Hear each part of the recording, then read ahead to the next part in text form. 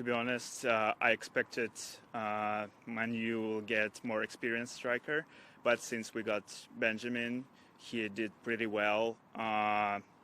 He does all work. He pushing the defenders. He is so talented. I think he will be a world's greatest of the world striker.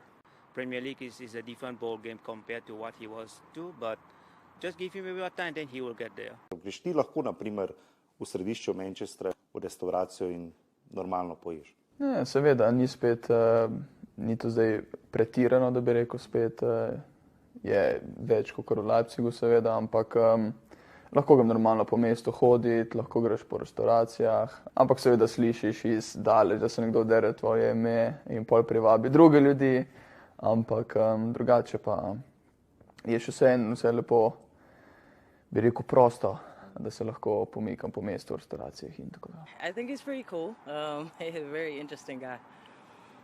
What about his skills? His skills, he's pretty good, you know. He's not the best that we've had, but, you know, I'm a fan of Manchester, so I'm always back all the players. How many goals do you think that he'll score in this season? I think between now and the end of the season, I hope he can score at least around 10. That would be great.